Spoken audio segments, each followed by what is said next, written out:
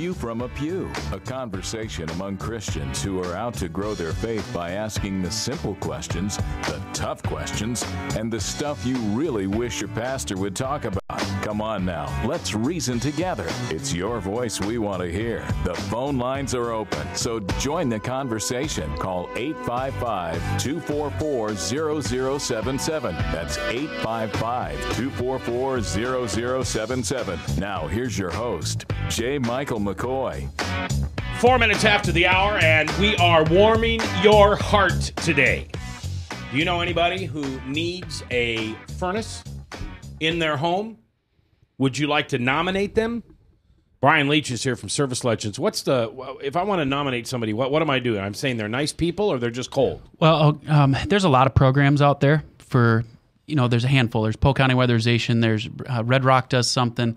But at your income levels, you really got to be like in that $15,000 or less or $25,000 or less income. So in today's world, $25,000. Okay, so imagine the single mom that's got 3 kids and she's making $26,000, so she doesn't qualify, and the furnace fails, and she's stuck with thousands of dollars to replace this furnace, and really doesn't have the resources to do it. That's what this program is filling the gap in. That's what our goal with this program is. So if you know that someone out there that the stories that we're getting, the people that are calling in and are nominating, elderly people that have had space heaters running their home for 3 years. That's not safe. It's not okay. It's not cool. So there's all kinds of situations out there like that. So if you know of somebody, go to warmyourheart.net, answer the few questions on there, nominate them, and then we've got a panel of community leaders that are reviewing all of the applications, and we have X number that we're granting, which is, I think it's 28 is the total that we're granting between now and Valentine's Day, or it would have been between Christmas and Valentine's Day. So we're about halfway. Oh, and you're doing this with KIOA. Yep, KIOA is helping promote it so that we get plenty of people, plenty of entries, and yeah. All right, so it's warmyourheart.net, and I just went on there, and you go to nominate, and that's right at the top of the page, and you can fill it out, and that will go to the panel of judges, which no one in this room is a panel of, well, you probably are. I'm not. Okay. I absolutely chose to remove myself from that picking position because I would want to pick all of them, and we wouldn't have any money left to give away. That's a good idea. Yeah, well, and you should stay away from that anyway. Right. It's a lot better for you to be transparent like that. Okay, good. All right, I see what you're doing here. Who's Goodman Heating and Cooling?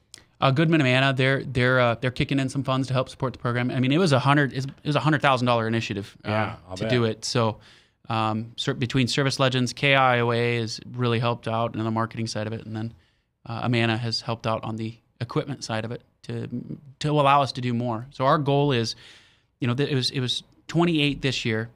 As our business grows, we want to continue to grow. We built it into the model that 10% of our profits are going back in to the community, and this is one of those vehicles. But we anticipate our goal is within 3 years that we are putting in more free furnaces in the marketplace than any other program available. Period. Well, I thought you were going to tell me you were putting in more free than you were paid. I would have to charge like a lot of money for a furnace, and that probably wouldn't go over well. So no way. But we want to. I'm a competitive kind of person, so I just twist it in my head and say, "Oh, it's a goal. Yeah, it's a goal. We're going to put in X number of furnaces by this year, free." Now, as a church, John Anderson is here from Hope City Branch, right? Hope Des Moines. Oh. Stuck in your head. It is. It took me a long time to figure out City Branch. Hope Des Moines. You must have a lot of people who come to you with needs, especially in the inner city. Mm-hmm. And are they ever for furnaces? Yeah, I'm guessing a lot of times we just don't know about it.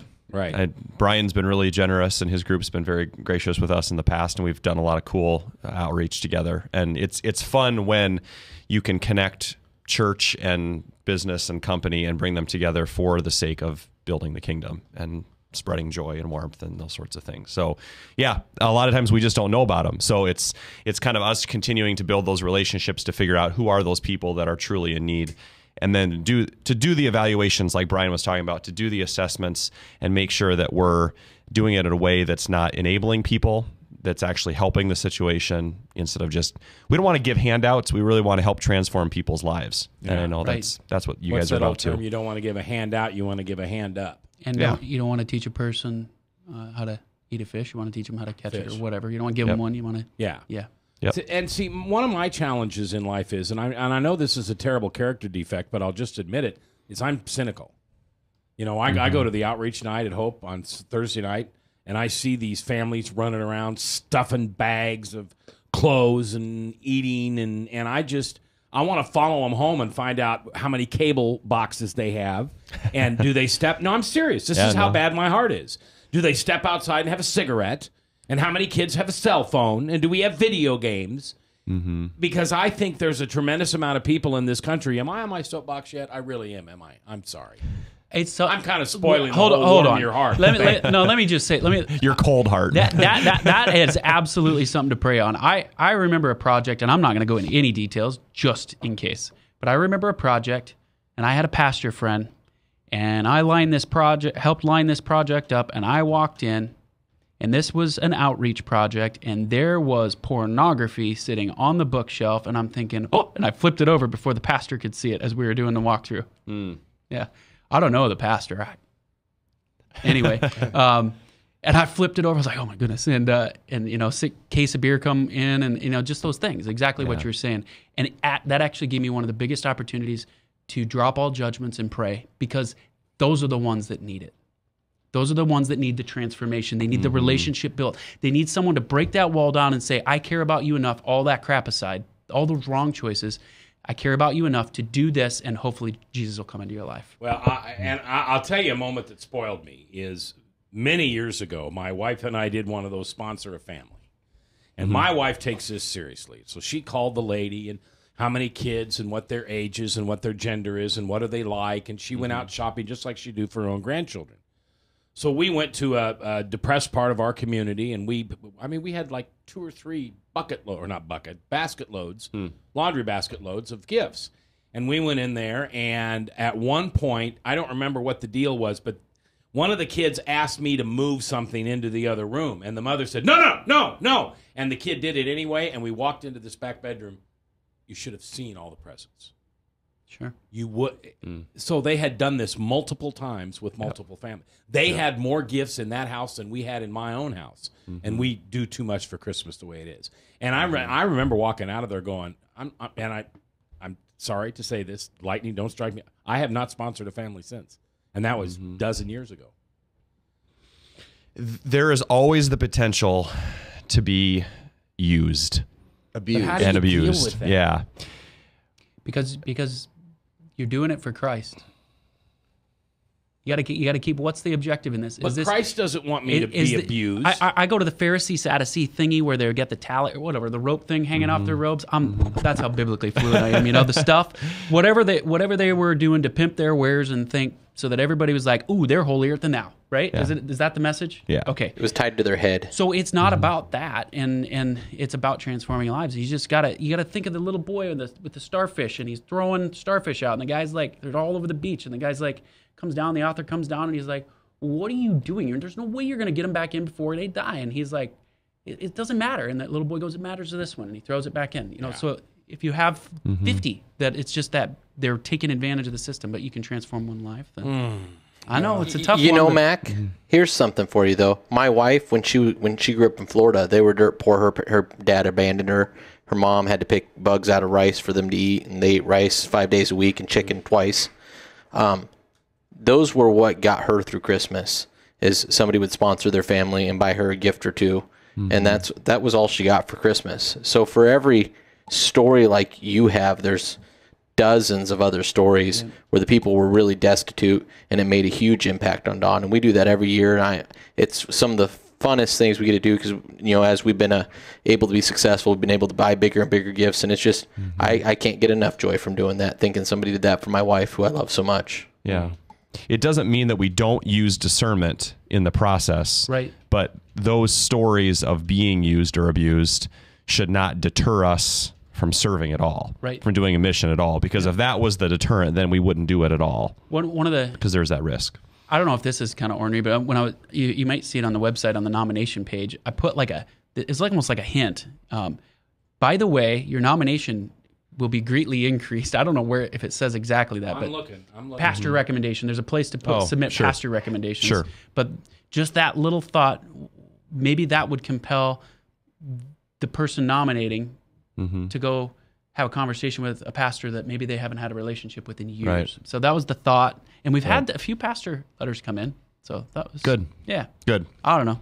We're learning all kinds of stuff not to do and for next year and things to make it better. But Right. yeah. Well, I think it's great that you do it, and you change a lot of people's lives. And I honestly pray that God can, help me get rid of that sense that I'm being taken advantage of. But I don't know. I have a little charity in my heart. Of course you do. You have different ways. Yeah, I know. I do. Yeah. Thanks for telling me that. I appreciate that. I'm not, Brian's giving away $100,000 worth of furnaces, and I gave out nutty bars on the Skywalk the other day. All right. A little bit at a time, Matt. Okay. A little bit at a time.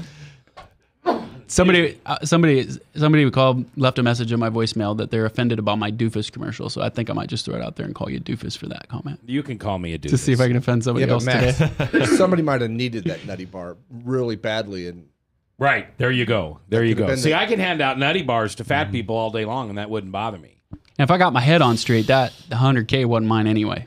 Yeah, I understand. I Yeah. understand. If I got think my head on I'm straight. glad I you're don't doing it. always, right? And KIOA is such a great organization. Their listeners are, some of the best listeners in town. So, I'm hearing pretty loyal. yeah, they're very Wow. loyal. They love their music. Yep. And they love their radio station. And so that's really good. That's really good. All right. John Anderson here is from Hope Des Moines. You got it. Yes. So why don't we have Hope West Des Moines, Hope Johnston Grimes? Or we do, don't we? We do. We changed about A year ago. 3 now. Yeah. Yep. All right. You'd think I'd know these things, but I don't.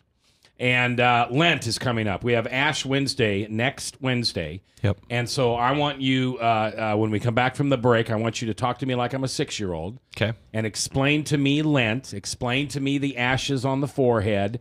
Explain to me the significance of that. What that should mean. Because I'll be honest with you, I do it every year. I don't know what it means. I did it because in the Episcopal Church we did it. So, that's what my mom and dad did, that we did it, Sure. Except I remember doing it once and going to school and somebody made fun of me, so I hit them. Yeah. That wasn't very Lent. You hit them or hit? No, I hit. Hit. Smacked. Huh. Beat down. Okay. I'm catching you. All right. Well, they picked it. I was bullied. See, modern day, I was bullied. There's another topic for I another was day. politically correct. until violence erupts, and then I don't know if it's bullying anymore. Oh, but I'm sure the liberal left would tell you that if violence erupts when you're being bullied, that's completely justified. No? All right. All right. Meanwhile, back at the ranch, I want to remind you to put on your calendar now, because I don't want any excuses from you. March 6th is Testify. And we had a great Testify this week. We had David Householder, who is Mike Householder's bigger brother from California, on Skype, and he told a wonderful story about when he went to Israel and the experience that he had there. And then Fritz owner Trost, and general manager of Service Life. Fritz Trost gave his testimony. On March 6th, we'll meet 11:30. Everybody starts to gather. A little before 12, we do our prayers. Then we'll have a author, preacher, teacher on Skype.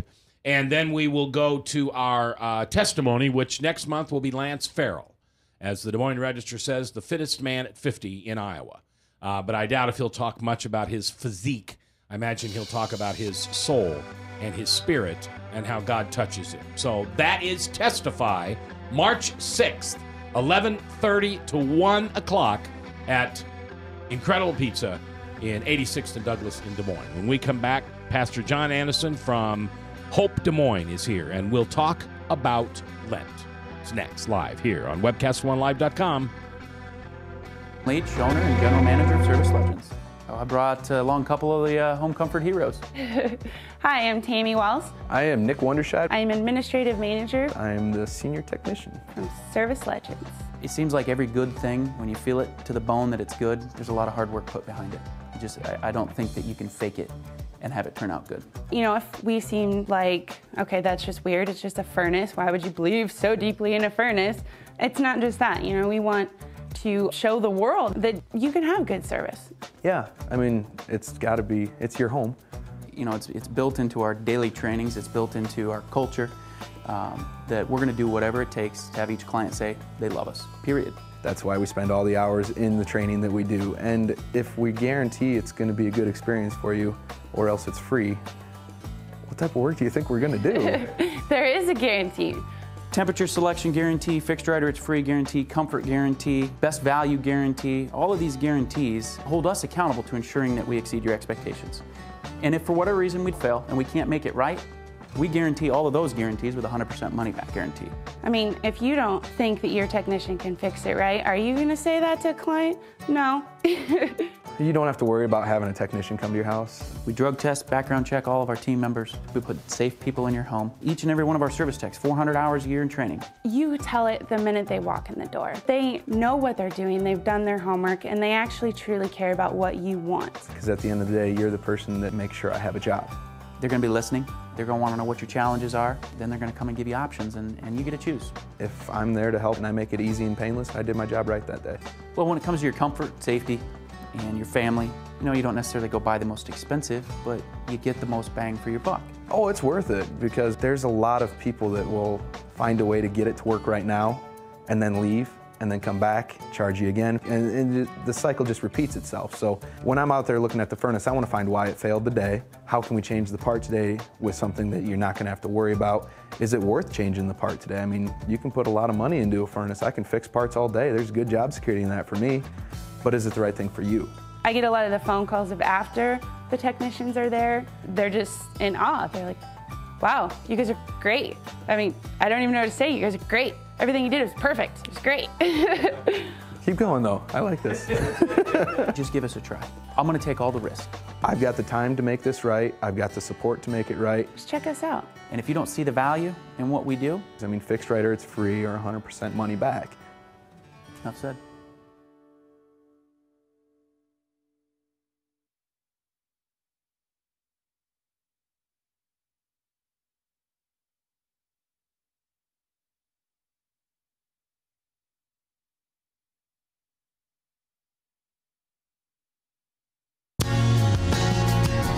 We've got questions. You've got the answer. Join the conversation. It's your voice we want to hear. So call 855-244-0077. Now, here's J. Michael McCoy. 21 minutes after the hour, live with Brian Leach on a Thursday afternoon. Pastor John Annison from Hope, Des Moines. King David producing, and Army Brad in the saddle today with Bob Montserrat on vacation. First time we've had Brian here in 8 weeks? Yeah, about that. Because you had back surgery. Yep.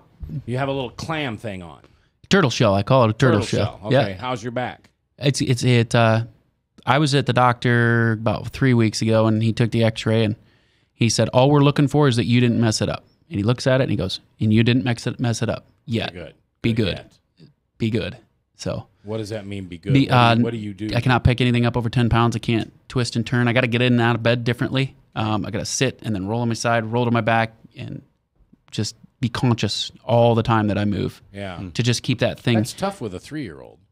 It is. I figured out a way to actually wrestle with him. If I lay straight on my back, then I can like fling him in the air, and I'm not putting any pressure on my back because I don't think. I haven't cleared that with the doctor yet, but it feels right. It feels normal. I'm pretty sure no flinging. I kind of just give him a little toss, you know. Uh-huh. Yeah, right. Yeah.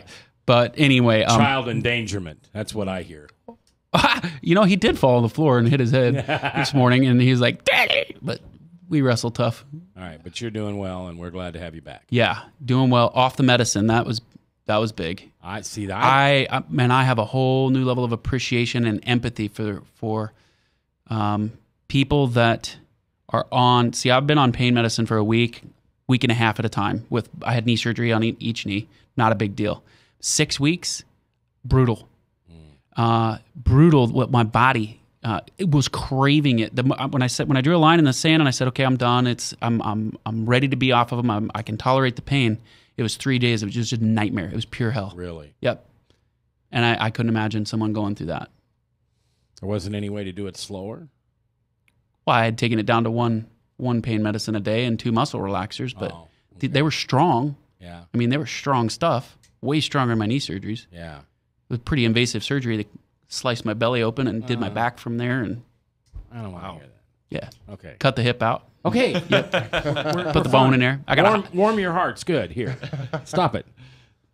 I'm not good with that stuff. Oh. I'm not good with that stuff. Ooh, good to know. Yeah, those visuals don't help me. I would have been a terrible doctor. Let's go on to something happy like death Yeah, why not? You know, and resurrection. and resurrection, right?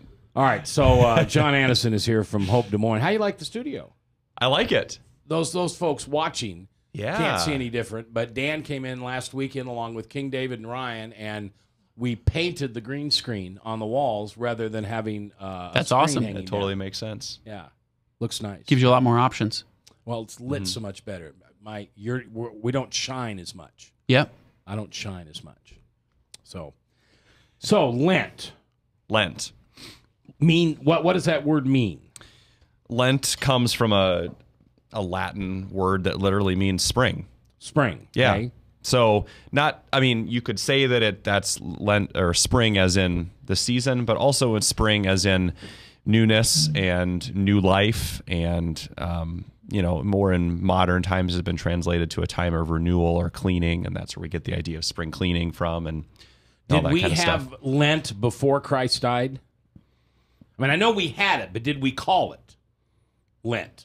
There are traditions that go back a long time. That Lent's kind of in a long line of traditions that's rooted in remembering this idea of 40 days. 40 days is a pretty powerful number in Scripture. I mean, you've got, Jesus, Jesus in the wilderness, lots of different 40 days commemorating in Scripture. And so what the early church did is they would look at that number and they would look at various traditions that the church had done before, and they said, well, we need to commemorate this time and remember as a church and pass this tradition down of remembering the 40 days that lead up to Easter and the resurrection. And so it is 40 days from Ash Wednesday to Easter Sunday if you don't count the Sundays, essentially. So the days of the week. So for 40 days if you don't count Sundays between here and Easter. Essentially. Yep. Okay. Yep. And it is a season of spring or new beginning or new life. Yep. Is it recognized outside of the Christian church? Boy, that's a good question. I would doubt it. I would guess they would have similar traditions, but because Lent is so specific to the death and resurrection of Christ, I doubt that they would call it that or call it the same. The heathens celebrate Christmas. Right. I mean, nothing I love better than a good atheist with a Christmas tree and presents underneath. Exactly. And I would say not hypocritical. Yeah, not as much as Christmas has become commercialized and sort of culturized. Lent can kind of be that way, but not as much. I think. Go ahead. I would see the people without a religious base celebrating Lent, because you for at least from my traditions is you're giving something up, and they don't want to give anything up. It's all about how can I get more, right? As opposed to I didn't even have any clue. Actually, I think I was going to church for a year before I even knew what Lent was, or that there was supposed to be anything given up prior to. And I celebrated, Easter eggs and chocolate. Yeah. What's with the bunny? Prior to my relationship with Christ, the commercial side of it. Where does the bunny come in for? Because I was raised in an Episcopalian home, and the bunny was all over the place. We had bunny egg hunts and Easter egg hunts, and we colored eggs and. I don't know the exact history, but I'm guessing somewhere along the line, the idea of the egg cracking open and the birth of the chicken is the birth, the stone being rolled away from the tomb. And so I think that's how Christians have tended to rationalize it. All right, Father Tattoo. He, Mr. I'm going to seminary and I now know it all. I do not know the history of the Easter Bunny. I could not tell you that. Okay. King David's going to talk. Okay, the history of Easter is to commemorate the pagan god Ishtar, and so the Easter bunny and the eggs all has to do with like fertility and stuff. So like the bunny and little chicks, that all has to do with fertility and like new birth and stuff. Okay. What god was that? Ishtar. But Ishtar. Here's part of it, Kinda though. what you And said. it got melded into Easter. especially during the Middle Woven Ages. together with Christian traditions. Who worshipped Ishtar? What nation or what when? Or is this like a it was Greek the god or Druids. Horny people. I think it was the Druids. the Druids? I could be wrong about Oh, that. I thought those were on Pretty sure video it's games. Whoa. Yeah. Now I'm. A lot of these traditions are pagan traditions that came up in the Middle Ages or They would be whatever. carried like Yeah. a king if he was pagan, and then would come to Christianity to bring to make it easier for the people underneath him. Mm-hmm. They would bring some of their old traditions and they would Christianize them. Mm-hmm. And so if you celebrated Christmas and then all of a sudden, because President Obama became Eastern Orthodox and they have slightly different traditions, all Americans in those times would then switch to the Eastern another church, or became the national and tradition. You were still used to celebrating a spring festival, and now we have They just married Easter. it. So they kind of married it together. They Christianized it to make it easier on the people that had no education and really didn't understand why they were rolling Easter eggs to begin with, but now they're doing it for Christ and gave them an easier way to understand the religion. Mm-hmm. Well, and you were kind of right on the new birth with the eggs and the Right. chickens. I didn't know about that, but I mean, I do know. I mean, yeah, Christmas comes from a lot of the traditions come from pagan traditions. There's a book out there called Pagan Christianity that explores that and explores how we arrived at these things. It doesn't mean that makes what it was originally based on or what the Christian tradition was like somehow illegitimate. It just means that Christianity is a world religion, and it has been spoken into, and it has been melded with real life leaders and nations and traditions, but it doesn't take anything from Christ's death and resurrection and the truth of that. Here's a question that's kind of off the subject, but I'm just curious if anybody has the answer. Mm-hmm. Well, was there ever a point in the history of the world that America, the United States of America, was the largest Christian nation in the world? I mean, who's bigger? What are you talking about? Total count or percentage? Percentage. I mean, who's bigger? Right now, China. I looked that up. China has a like 6 larger months ago, percentage but- of Christians than we do. Not Yes, sir. percentage, a larger Amount. number. Yeah, it's a larger amount. number. It's not a percentage. They have a much larger number. But it's underground. Stand by. Some of it. Go on to a different good topic. I'll research. have you You'll the Google data it. in like 4 minutes. All right, Yeah. we'll let you Google. Were you hinting at something with that, though? Were you No, trying to? well, he meant he. Well, this is a day to bring up all my character defects. I really Two? All two? all two for no. Well, you'll Whoa. probably see three by the end of the day. Oh, okay. It just irritates me that Obama stated the fact that America is not a Christian nation. You know, and I mean that clip of him saying that wasn't just once; it was multiple times. And I don't know what he's trying to prove by saying that. So we're not a Christian. Well, I'll say, what are we? Well, he's misrepresenting it, though, because we were founded by forefathers who were Christians. And so we did not Christian set it up. principles, too. We didn't set it up as a theocracy purposefully and wisely, I think. But we definitely were the rules were written by men who had a fear of God, and that was obvious in the rules they wrote. Yeah. So, Mac, I would say it depends on when you're quoting him saying we are not a Christian nation. What does a Christian nation mean? Does that mean that a majority of the people in that nation are Christian? Yes. That's what it Or means. does it mean that No, I that's, don't- that's what we were But see, founded that's on? I don't agree with you, Mac, because a Muslim nation, the entire nation worships Allah. It is law. We are not a Christian nation because we don't force people to worship God. We just have a lot of people that do. We don't Right, have, we I don't have agree a with you. national religion. Yeah. So I don't think we're a Christian nation in a very real sense. I think Obama is trying to use that to claim to get political, condolences or whatever from other people. But it's we're not a Christian nation. We're just a nation founded off of Christian principles, and that's the way we'll always be. Yeah, and I don't want to be a Christian nation. I don't want like Sahara law. No. Sharia. I don't want a Christian law like we have Sharia law. Right. But on the other hand, I think we ought to make common sense decisions about our laws, such as not killing unborn babies and having people quit blaming that on it being Christian and it just making common sense. Okay, 2011. This data is as of 2011. United States far exceeds any other nation. 246 million. Number 2 is Brazil, 175 million. percentage of population. Never mind. Lost that. That's all right. Anyway.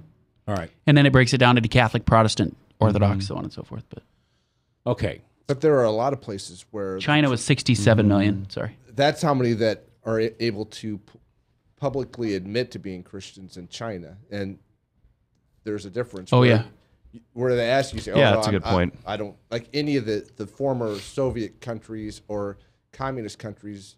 If somebody was to ask them, I think the majority of people that have faith, no matter what that faith would be in those countries, would say, no, we don't follow, just because you don't want people kicking in your doors. Well, and I heard a statistic that I don't know if it's true or not, but it came from a good source, that 9% of people who feel they are born again follow a biblical worldview. 9% of people claim to be born again, and that's the right. I didn't say evangelical; it was born again. Sure. Only 9% claim to follow a biblical worldview. How do you measure that? I mean, do you know? I mean, that'd be a good question to ask. Yeah, I would imagine there's half a dozen questions or so that you ask that do you do this?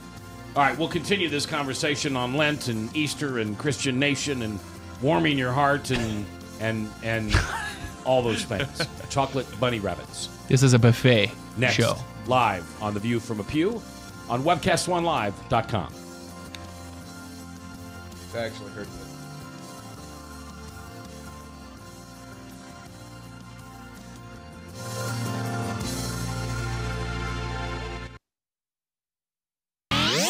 From the RE/MAX Real Estate Concept Studios, this is Webcast One Live. If you choose to obey the power of sin, it leads to death. If you choose to obey obedience, it leads to righteousness.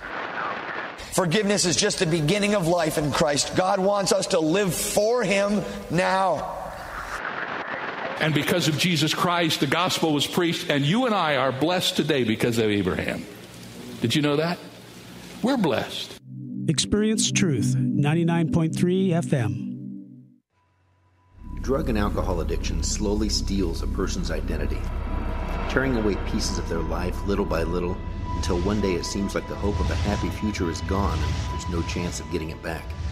Here at St. Gregory Retreat Centers, we can assure you that there is hope. Our unique approach to recovery begins with the understanding that the dysfunction and damage caused by addiction can be overcome, not just dealt with. Don't let another day go by. Call St. Gregory today.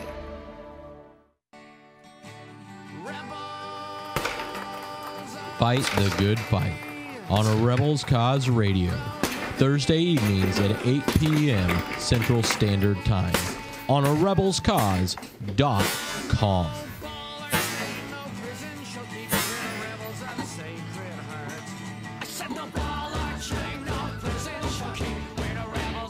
A Rebels Cause Radio is edutainment.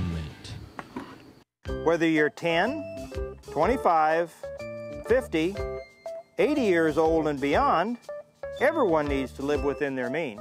I'm Tom Coates with Consumer Credit of America. For almost a quarter of a century, we've helped people of all ages learn to manage their personal finances to benefit them far into the future. When problems arise, we've got the experience you need to make those debt problems go away.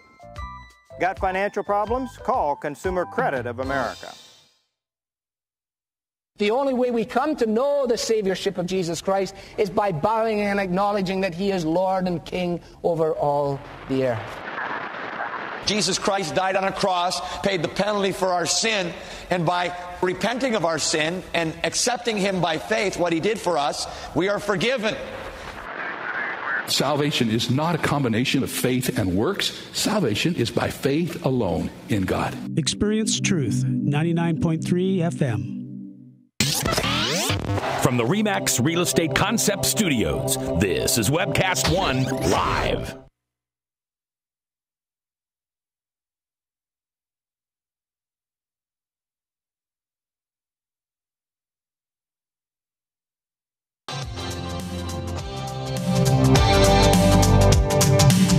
We're the ones in the pew, not pulpit. Come on now, let's reason together.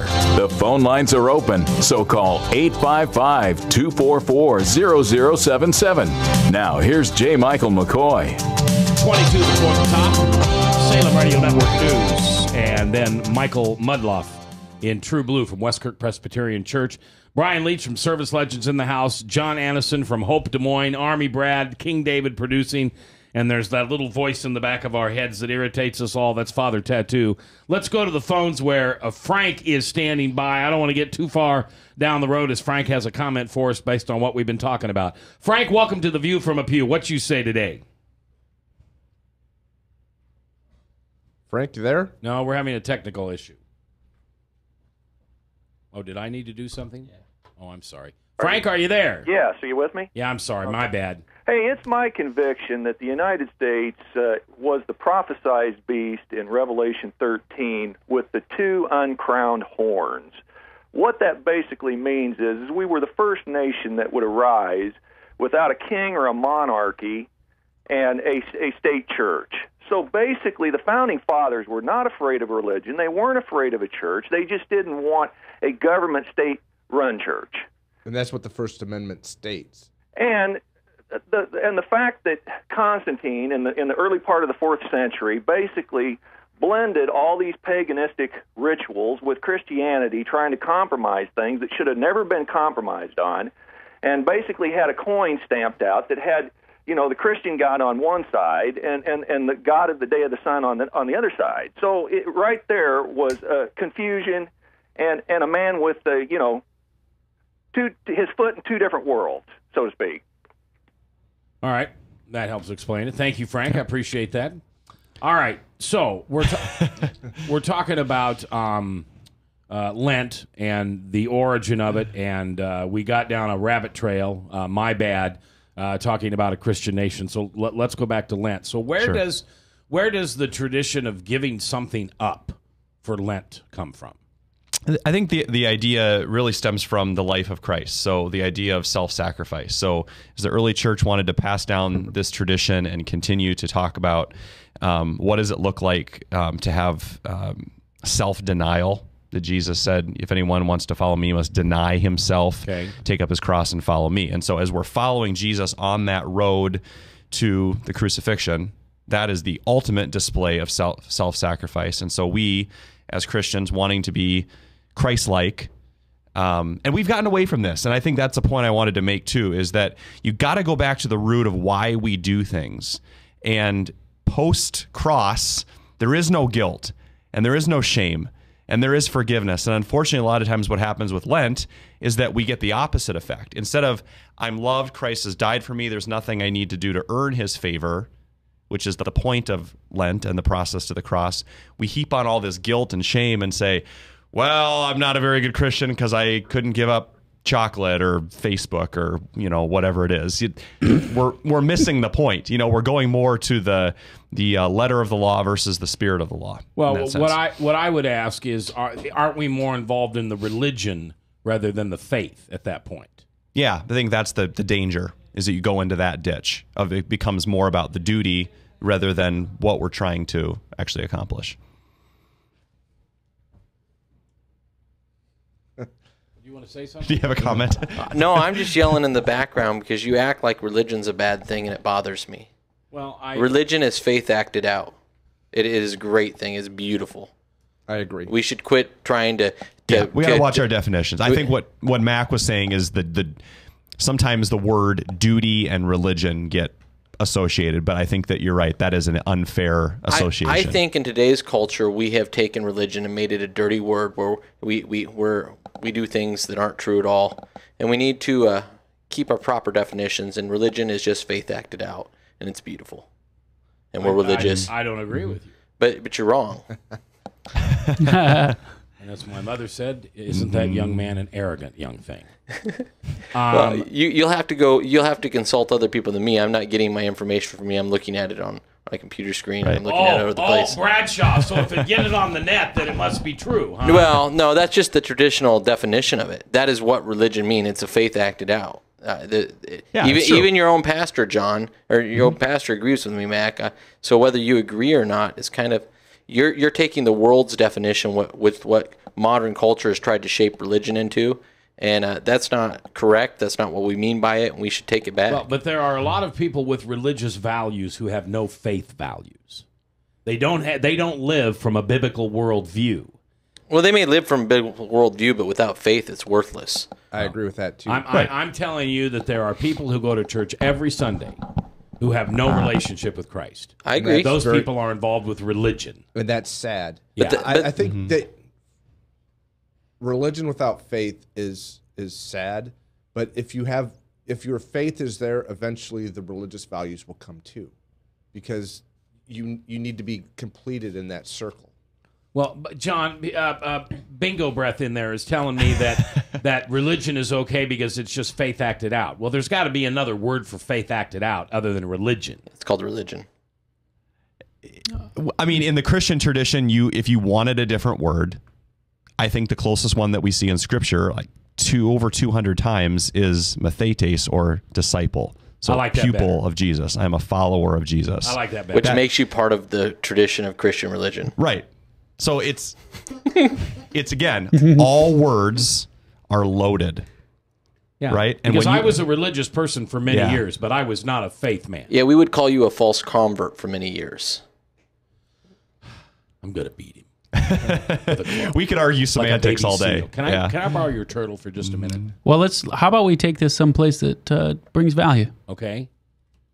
I don't know. I'm just throwing it up. Oh, you're Who's so- got it? oh, you're I don't have the answer. Right, yeah, right. Brian doesn't know where we're supposed to go. I'm just like, I'm being the audience now. Okay, Where are we going? So Lent, then, and the tradition of giving up something, that's a religious concept. That's not a faith concept. I would say it's both. I would say both too. Yeah, because you're doing the action.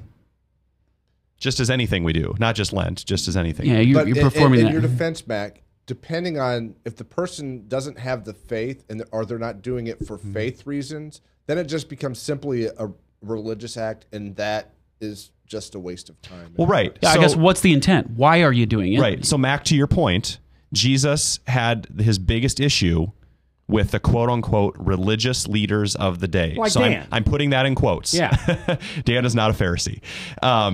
So You don't work with him enough to know that. So Jesus had his biggest issue was with them is because it was all about following the law, and they didn't get the point of the law, which is to have a quality, healthy relationship with God. Right. They were focusing more on the doing than on the being. Correct. In relationship. So I'm telling you, you can have religion without faith. I agree with that. I'm not disagreeing. I'm just saying we shouldn't make religion a bad word, as if just being religious is a bad thing. People that would go to church and live morally, I am much happier to live in a country where they live than people that would turn their back on completely on religion and do as their own desires dictate.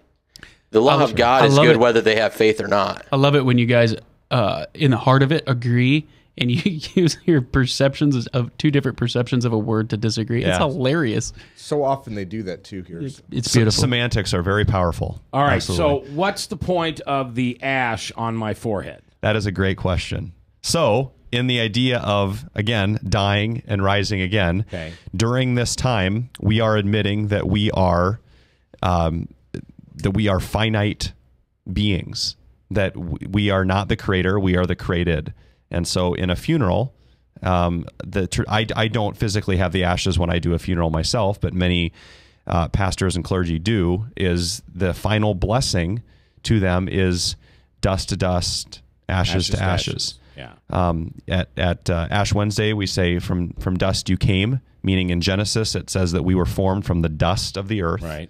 And to dust you will return. So when they mark the sign of the cross on your forehead, we're admitting our brokenness, our sinfulness, that without Christ and without Lent and that promise, we are dying. But with the promise of Lent and the promise of Easter and the cross, that's why it's in the shape of a cross, we have the promise and the hope of rebirth and new life through Jesus. Is that faith or religion? Both, hopefully. You answer that, Mac. I'm serious. Okay, we're coming back live here on webcast1live.com.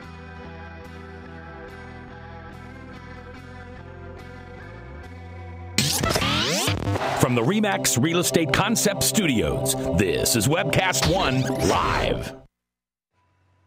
Drug and alcohol addiction slowly steals a person's identity, tearing away pieces of their life little by little until one day it seems like the hope of a happy future is gone and there's no chance of getting it back. Here at St. Gregory Retreat Centers, we can assure you that there is hope. Our unique approach to recovery begins with the understanding that the dysfunction and damage caused by addiction can be overcome, not just dealt with. Don't let another day go by. Call St. Gregory today. Whether you're 10, 25, 50, 80 years old and beyond, everyone needs to live within their means. I'm Tom Coates with Consumer Credit of America. For almost a quarter of a century, we've helped people of all ages learn to manage their personal finances to benefit them far into the future. When problems arise, we've got the experience you need to make those debt problems go away. Got financial problems? Call Consumer Credit of America. The only way we come to know the Saviorship of Jesus Christ is by bowing and acknowledging that He is Lord and King over all the earth. Jesus Christ died on a cross, paid the penalty for our sin, and by repenting of our sin and accepting Him by faith, what He did for us, we are forgiven. Salvation is not a combination of faith and works. Salvation is by faith alone in God. Experience Truth, 99.3 FM. From the RE/MAX Real Estate Concept Studios, this is Webcast One Live.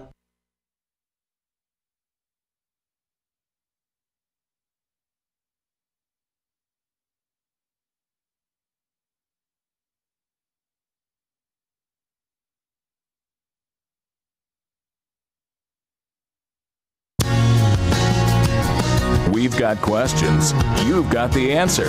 Join the conversation. It's your voice we want to hear. So call 855-244-0077. Now, here's J. Michael McCoy. 10 before the top, Salem Radio Network News, and then Michael Mudloff with True Blue from Westkirk Presbyterian Church. Brian Leach in the house today, along with Army Brad and King David and Father I Know It All Tattoo in the production studio. And, of course, John Anderson, Pastor John Anderson from Hope Des Moines, as we continue our conversation on Easter and Lent. All right, so Ash Wednesday begins Lent. Yep. And, by the way, will you have ashes put on your forehead, Dan? Why does he take the microphone? I don't know. I pretend like I'm not going to be called to talk on the show again. Okay, will you go to Ash Wednesday services? I am going to an Ash Wednesday service. We don't do that at our church. I don't know. Well, you're not very religious then. We aren't. Fair enough. Har har har. Zing. Nice zinger. Look at the setup. That was a good setup.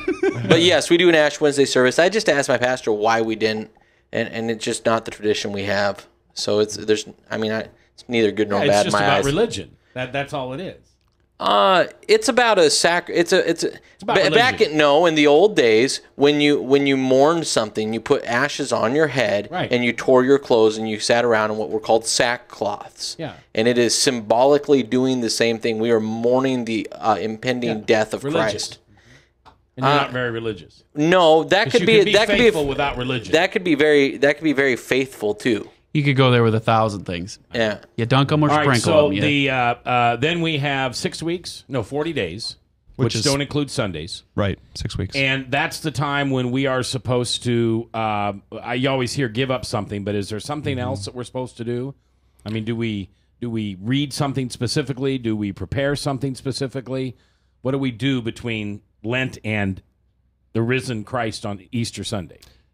Short answer would be prepare yourself for Christ, to encounter the risen Christ. I mean, that's been the tradition of the church. Now, how that gets enacted out, a lot of different things. A lot of churches do, 40 days of prayer, or there's fasting involved in there, or worship, or Bible study, or whatever it is. The point is not what you're doing. The point is what is the end game of what you're trying to accomplish. Are we at Hope going to be at the resurrection in the story by Easter? I just thought about that. Yeah, it does. It doesn't line up perfectly, but the way that we've arranged the schedule, yeah, it does. Okay. So, yep.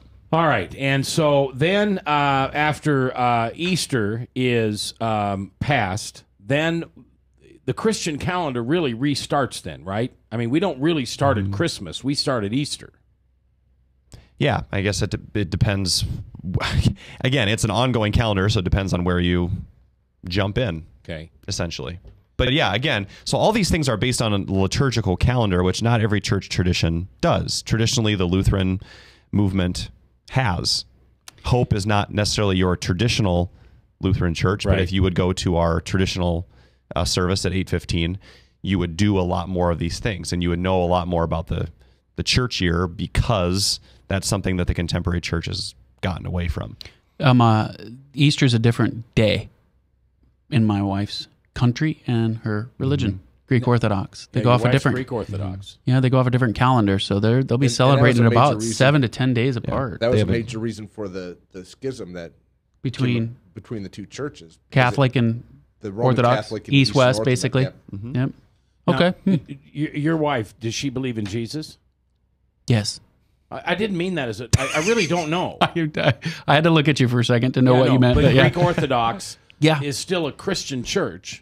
She has a little joke. Yeah. She has a little joke because we were debating this early on in our relationship. She's like, the only difference is we cross our T different than the Catholic. You know, they do the cross different. Okay. Yeah.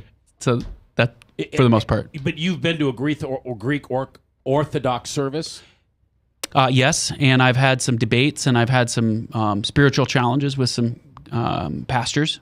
I mean, a tremendous that amount have brought me closer to Christ. Ultimately, are they in the pastors end. or priests? I don't know. That's probably one of the. They'd be a priest. Starting issues. Yeah, but they've got a tremendous amount of pop and circumstance, right? Much like the church I grew up in. Oh, very traditional. Let me give you an example. I went in. Well, we were over in Georgia, and I was walking down the street, and I was like, "That's a beautiful church." And I wasn't with my wife in that moment, and I don't remember why. But I just wandered in, and I just sat down in the back. There was a bench in the back, and I sat down and opened up my journal, and I just started journaling. And a pastor came and kind of nudged me and said, "Get up." I'm like, "What do you mean, get up?" And he, in his own way of explaining it to me, he got a translator over it, and it's not okay to sit in church. Really? I'm like, okay. And that, of course, created this, because I am such a rebel, man. I'm like ready to flip the temple. You know, flip the tables in the temple. Go, show me that in Scripture. And then so I got to wrestle with it in prayer for about a week and calm down. But I was just like, yeah, you can't go into a church and sit. Well, yeah. And I ended up she didn't have any clue. Oh, okay. These are traditions. These are traditions that are unexplained. And I got my fanny chewed. Her father gave me a cross, and I was wearing it on a T-shirt. So the only time I wear it outside is if I have a T-shirt on. Sometimes I might. Otherwise, I wear it generally in between my dress shirt and my T-shirt. And we walked into a big Orthodox church, you know, gold everywhere. I mean, the thing was bigger than the state capitol. And we walked in there, and I was just, people were pointing at me, get your cross inside. Only the priest can do that. And I'm like, oh, holier than thou, here we come. And man, so I have my little dilemmas and my issues, and it's fun because it does bring me closer to Christ. It humbles me eventually. I get so teed off at first. But. So will your wife celebrate Easter in her church or yours? Ours. Hope. Ours. Oh, okay. Yeah. And she doesn't feel the need to run to the Greek Orthodox Church? Well, I kind of stirred a little pot there early on in our relationship, and she doesn't really go there anymore. I see. I got into kind of a tiff with her pastor when she had a friend of her, Jenny Kothi. Yeah. She wanted Jenny to be the godmother, and that's big in Greek Orthodox. And the Greek Orthodox pastor had said, no, she's not a member of this church. And I'm like, I'm not a member of your church. Well, hold on a second here. We got into it to the point where he said, well, you're quite the rebellious young man. And my response was, so was Jesus. That's how we got a lot of stuff fixed. And that was it. He was red, I was red, and then we hugged and away we went. So I just like the Euros. Okay. Brian, thanks for being here today. Glad you're feeling better. Brad, thank you very much. Pastor Anderson, as always, nice to have you here. You bet. Ran down some Chocolate Bunny rabbit trails today, but thank you very much. Yes, we did. That's okay. I'd like to have you back the week of Easter so we can have a serious conversation about this, because that's when Father Tattoo will be taking the week off. King David, thanks for producing today, and appreciate everybody being here. Remember that every Thursday at Incredible Pizza at 11:45, we're doing the Truth Project. We did week 2 this week. It doesn't matter if you've been there before. You're welcome to come. Mark it on your calendar now. Next Thursday around 11:30. Don't be later than 11:45 if you can help it. Goes till 12:45, and then we have a discussion for about 20-30 minutes. That's the Truth Project, brought to you by Focus on the Family. I'm J. Michael McCoy. If I haven't told you lately, thanks for listening. Love this show. Couldn't do it without you. right here on webcast1live.com. And remember, please pray.